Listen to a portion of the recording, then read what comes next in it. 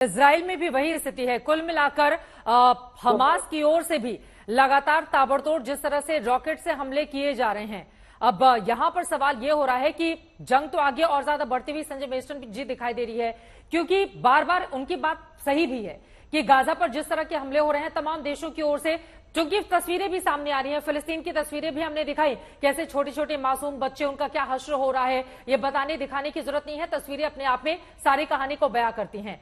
लेकिन हमास की ओर से अभी भी लगातार रॉकेट से वहां पर फायर किया जा रहा है, यानी कि बहुत बड़े पैमाने पर हमास के आतंकवादियों की ओर से रॉकेट रखे गए हैं और वक्त आने पर उसको जहां लगेगा इजराइल को नुकसान पहुंचाने के लिए वो उस तरह की कार्रवाई कर रहा है इस समय।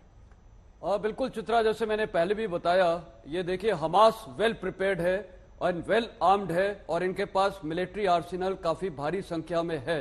इन्होंने अपने लोगों को निग्लेक्ट किया है, इन्होंने इतनी टनल्स बनाई हैं, आज ये अपने सिविलियंस की बिल्कुल चिंता नहीं कर रहे हैं, उनको भूल गए हैं और ये इनके पास सब कुछ है, खाना भी है, सब कुछ है, सिविलियंस इनके मर रहे हैं। और मैं एक ऐड करना चाहूंगा, देखिए कोई भी लड़ाई होती है विश्व में कहीं पर भी, आज लेटेस्ट लड़ाई में भी क्या होता है कि सिविलियंस डिस्प्लेस होते हैं अपने घरों से, बिल्कुल सिविलियंस सफर करते हैं और रिफ्यूजीज भी बनते हैं और आमूमन तौर पे जो रिफ्यूजीज होते हैं वो नेबरिंग कंट्री में जाते हैं।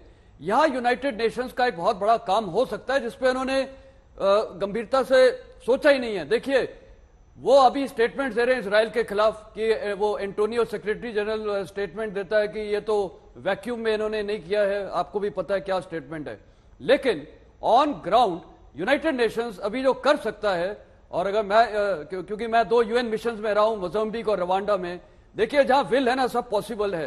आज नहीं, इजिप्ट के साथ, इजराइल के साथ एक ये मुद्दा बनाए कि जितने भी वहां सिविलियंस हैं जो छोड़ना चाहते हैं उनको एक एग्जिट पॉइंट दिया जाए, इजरायली उनकी स्क्रीनिंग करें। वो जाएंगे और कहां? अगर मान लीजिए गाजा छोड़कर फिलिस्तीनी जाएंगे कहां? बिल्कुल, इजिप्ट उनको लेने को तैयार नहीं है और वहां के एक शहर में वहां पर भी मिसाइल दागी गई, इस तरह की खबर सामने है। इजिप्ट में अचानक से ताबा शहर में एक मिसाइल गिरी है। तो अब ये मिसफायर होकर गिरी, किधर से आई, इसको लेकर अभी वहां पर जांच की जा रही है। बिल्कुल आपने अच्छा सवाल उठाया, जाएंगे कहां? देखिए इजिप्ट में काफी लैंड है, वहां पर इनको एक टेंटेज एकोमोडेशन में रखा जाए, सिक्योर किया जाए, किया हुआ है यूनाइटेड नेशंस ने। मैं रवांडा में देखा हुआ है, इतने रिफ्यूजीज को उन्होंने रखा था, तो ये पॉसिबल है उनके ऊपर पूरा वहां सिक्योरिटी कॉर्डन लगाए जिससे वो इजिप्ट में और कहीं नहीं जाए। और जब लड़ाई खत्म होती है, देखिए इजराइल का भी स्टेटेड एम बहुत क्लियर है, हमास को खात्मा करना है, तो उनको खत्म करने दे और बाद में ये जब ये लड़ाई खत्म हो जाती है, ये रिफ्यूजीज वापस आए और ये जो पैलेस्टीनियन है। हमास केवल गाजा पट्टी में ही तो नहीं है,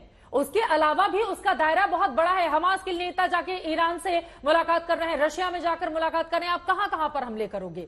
कोई तो एक टारगेट फिक्स करके रखना होगा ना इजराइल को। आपको क्या मानसिकता? देखिए इजराइल के बेगुनाह नागरिकों की हत्या हुई है, उनके लोग इस वक्त बंधक बनाकर रखे गए हैं, यकीनन एक भावनाएं उनसे जुड़ती हैं, लेकिन ये जो हमला फिलिस्तीनी नागरिक भी बड़े पैमाने पर हताहत हो रहे हैं, तो उनके भी सवाल को बार बार उठाया जा रहा है। नहीं बिल्कुल, कहां पर जाकर खत्म होगी ये लड़ाई? नहीं तो बिल्कुल यूनाइटेड नेशंस का 2 फोकस बहुत क्लियर होने चाहिए। एक तो ये जितने भी ये रेफ्यूजीज हैं, ये जो पैलेस्टीनियन है और जितने होस्टेजेस हैं, उनके होस्टेजेस के ऊपर में तो यूनाइटेड नेशंस कुछ बात ही नहीं कर रहा है। बिल्कुल उनके लिए ज्यादा फोकस करना चाहिए। और देखिए इजराइल का स्टेटेड एम तो वो अचीव करेगा, हमास का डिस्ट्रक्शन है, तो हमास और ये हमास चाहता है कि ये सिविलियंस वहीं अटके रहें जिससे इंटरनेशनल प्रोपेगेंडा के लिए यूज किया जाए, और जो भी है सिविलियंस नहीं मरने चाहिए, वो सब समझते हैं, तो उनको एक एग्जिट रूट वहां पर दिया जा सकता है। और मैंने देखा अफगानिस्तान में जब मैं था, यूनाइटेड नेशन की बड़ी भूमिका हो सकती है, बहुत हो सकती है, लेकिन कोई इसको रोकना नहीं चाहता है। हम लोगों ने संजय मेस्टन जी डिफेंस स्टडीज की किताबों में बीएमए में पढ़ाई की है,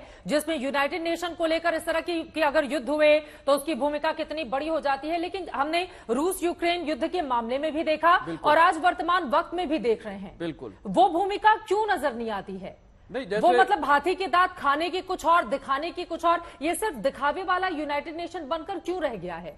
नहीं, जैसे जनरल शंकर ने भी बहुत साफ लफ्जों में बोला, देखिए वो वहां अंदर लड़ते रहते हैं, सॉरी अचल जी ने, वो लड़ते रहते हैं यहाँ यूनाइटेड नेशंस को। देखिए जब एंटोनियो हैं, क्या उनका वो स्टेटमेंट से कुछ फर्क पड़ा है? उन्होंने इजरायलीज को और उनके अगेंस्ट कर दिया। मतलब जो भी है, he is heading the United Nations, he is the secretary general. बिल्कुल उनको ऐसा करना चाहिए कि ये सारे नेशंस को एक प्लेटफॉर्म पे लेके आए। और लेकिन अभी प्रायोरिटी क्या है? वो रिफ्यूजीज हैं या जो पैलेस्टीनियन वहां पर जनता सफर कर रही है और जो होस्टेजेस हैं उनके ऊपर अगर वो फोकस करें तो सब ठीक होगा, लेकिन वो भी पॉलिटिकल स्टेटमेंट्स देंगे बोल के और सिचुएशन खराब कर रहे हैं। हाँ। और वही है एक ऑर्गेनाइजेशन जो कर सकती है, और इसमें मेरे ख्याल सब सहमत हो जाएंगे अगर वहां पर इनको इलाका दिया जाए और वहां पर ये जितने सिविलियंस जाते हैं उनको वहां पर सब कुछ एड वेड सब मिलेगी, सिक्योरिटी कंसर्न एड्रेस होंगे, क्योंकि इजराइल की तो बहुत क्लियर कट एम है, उसका एम वो तोड़ेगा नहीं, हमास को खत्म करना है और ग्राउंड ऑफेंसिव जाएगा। लेकिन यह लड़ाई को हमास चाहता बढ़े, क्योंकि वो चाहता है कि ये सिविलियंस रहे, कैजुअलिटीज हो, वो मरते रहे, बच्चे मरे, और वो इंटरनेशनल प्रोपेगेंडा होगा। हमास की ओर से तो बार बार जिस तरह के बयान हमास को लेकर इजराइल की ओर से दिए जा रहे हैं कि जब तक तोड़ेंगे नहीं एक तरह की तब तक छोड़ेंगे नहीं, मतलब इस तरह की एक भावना यहां पर जरूर नजर आ रही है। नेतन्याहू ने जो बयान दिया है कि हमास को शांति के लिए कुचलने की जरूरत है, और बहुत स्ट्रिक्ट होकर उनकी ओर से यह बयान दिया गया है, तो कुचलने के लिए। लेकिन यहां पर हमास के आतंकवादी जो हैं उनका दायरा बहुत दूसरे देशों में भी फैला हुआ है। अब वहां पर किस तरह से एंट्री होगी, कैसे आप पूरी तरह से नेस्तनाबूद करेंगे? अचल मल्होत्रा जी, लेकिन यूनाइटेड नेशन की भूमिका को लेकर बार बार यहां पर सवाल पूछे जा रहे हैं। ये यूनाइटेड नेशन के दांत खाने की कुछ और, दिखाने की कुछ और, इस तरह की भूमिका वर्तमान वक्त में क्यों बनी हुई है? दो युद्ध हमारे सामने है, रूस यूक्रेन का हो गया, हमास और इसराइल के बीच में अभी चल रहा है।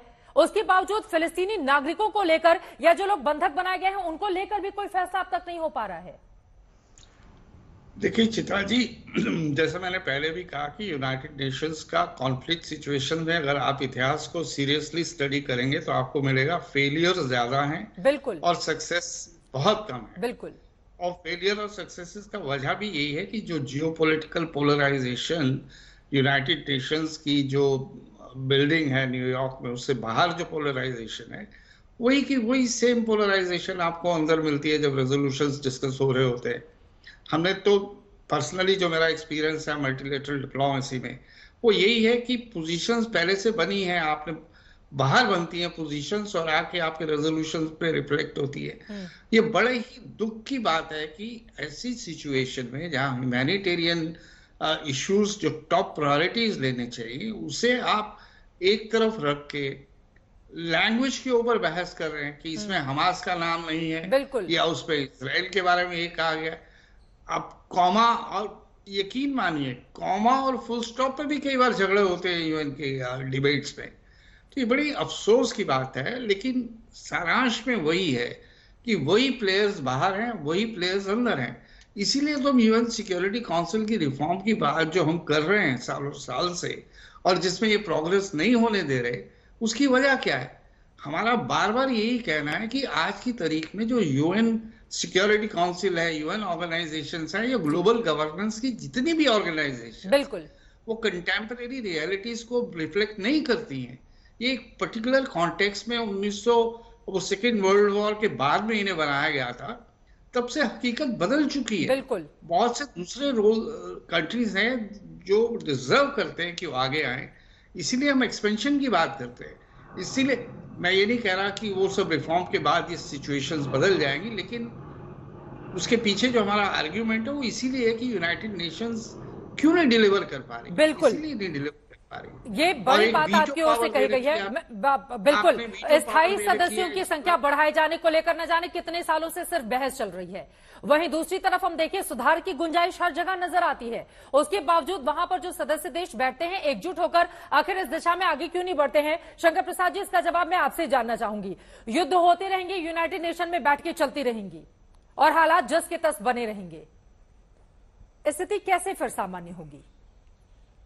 देखिए, बात बिल्कुल साफ है। यूनाइटेड नेशंस की खुलासा तो अचल साहब ने कर दी। बात यह है कि ये लड़ाई है हमास और इजराइल के बीच में, इन दोनों को ही सुलझाना है। जब हमास समझ जाएगा कि और उसमें ही cannot tolerate any more destruction, तब बातचीत होगी या होस्टेज छोड़े। देखिए, ये जो बात कर रहे हैं कि रिफ्यूजीज को जाने दिया जाए, सबसे बड़ा हथियार जो आज हमास के पास है वो वहां की सिविलियन पॉपुलेशन है। बिल्कुल, उसको वहां से वो जाने नहीं दे रहे, उनको रोड ब्लॉक लगा के रखा हुआ है, उनको गन पॉइंट पे वहां रखते हैं जिससे कि सिविलियंस वहां से निकल ना पाए। वो बात भी है कि इजिप्ट उसको एक्सेप्ट भी नहीं कर रहा है, लेकिन हमास उनको जाने भी नहीं दे रहा है।